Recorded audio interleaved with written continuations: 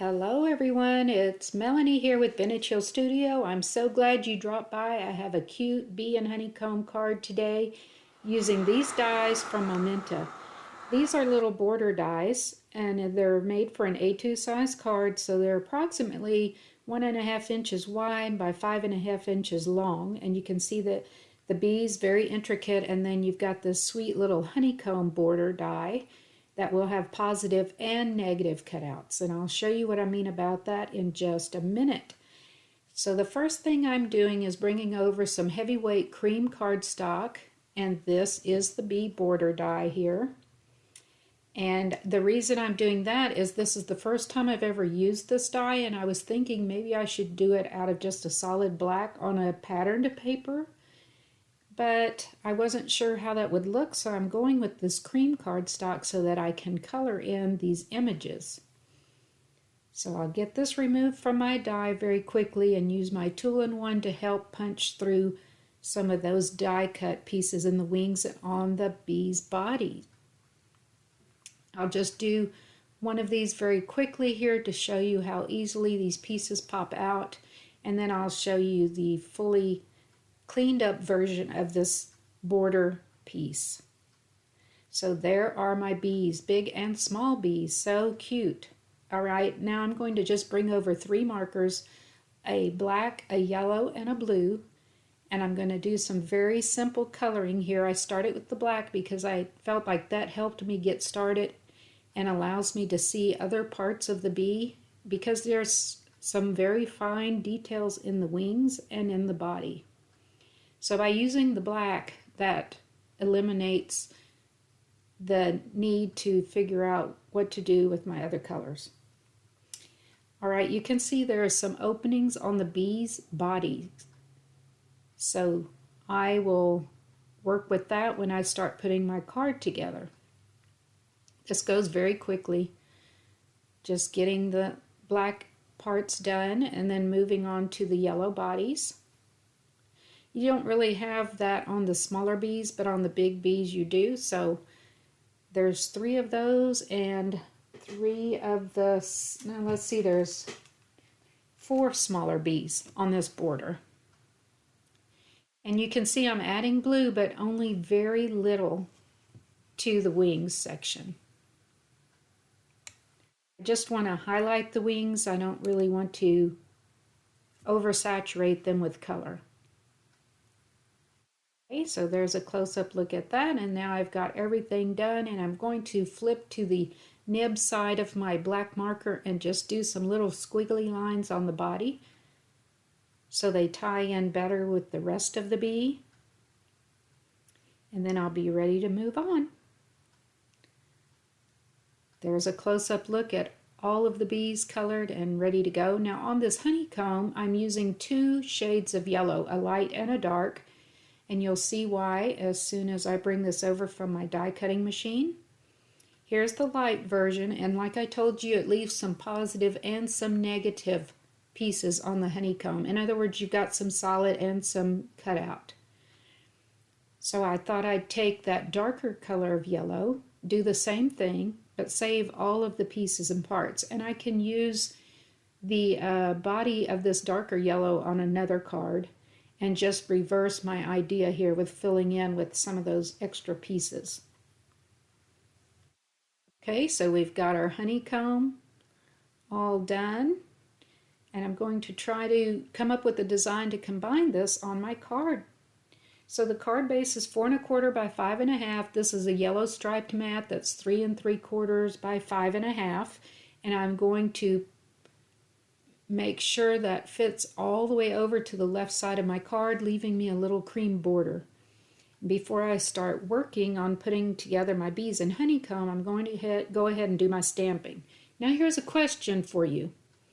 Why do any stamps come with the front label that you have to attach to your own stamp? I don't understand.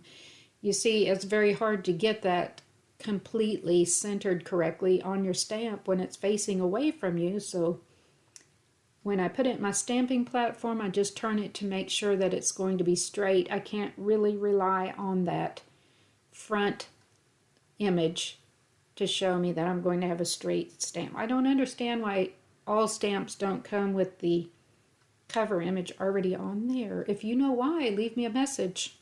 I don't know. Does it save that much money not to apply the front sticker to your stamps when you buy them? I don't know.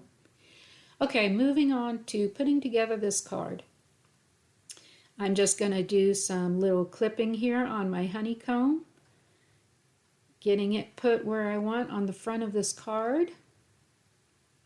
That's looking good. I plan to use those bees on that edge. You can see when I put the bees over that striped mat, that's going to fill in the body of the open weaved beads.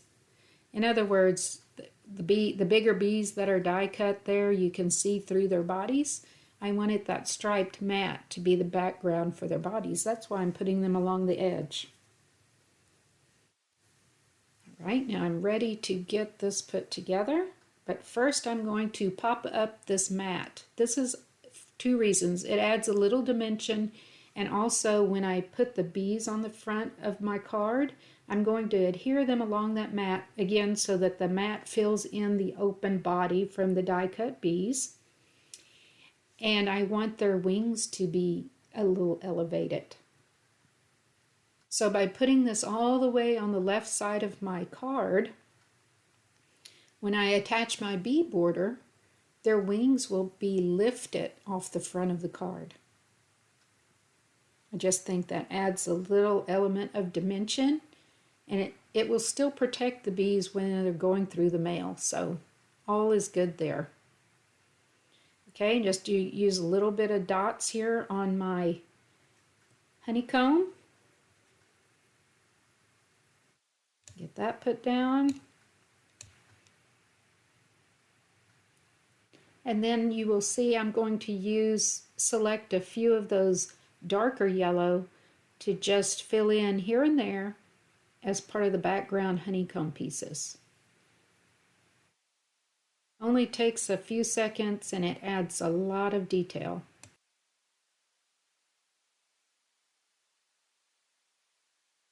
There you can see where I've added that darker yellow to the lighter yellow. And then I'm just going to do some simple shading along the lighter parts of my honeycomb using the same yellow that I used on the body of the bees.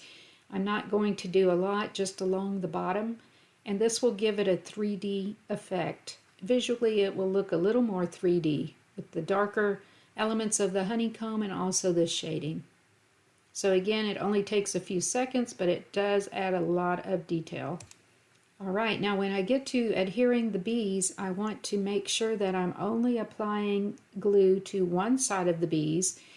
The wings that are going to be elevated over that cream strip there to the right of my card, I don't want to add any adhesive to that. I'm not going to glue those wings down, just the body of the bees and the wings that will actually be attached to that yellow mat. Okay. Just moving those around. Now you can see the yellow mat is starting to fill in the open weave of the body of those bees, the die cut bees. So that was the whole idea of using a yellow mat on the front to help fill in the body behind those die cuts. And I had a little smudge there, so I'm going to fix that very quickly using an extra piece from the honeycomb die cuts. That will cover that up nicely and blend very well with the rest of my card, and you won't even know a smudge was there.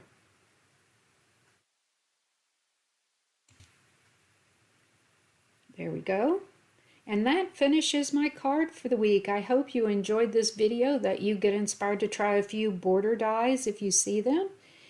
And I am so happy that you returned to visit me this week. If you're new to the channel, feel free to become a new subscriber. I have a subscribe button down in the lower right as my video is playing. And I also have a subscribe button if you're looking from your mobile phone. It's next to the name Vintage Hill Studio. So glad you dropped by today. I hope you will come back and visit again next week. Happy crafting, everyone!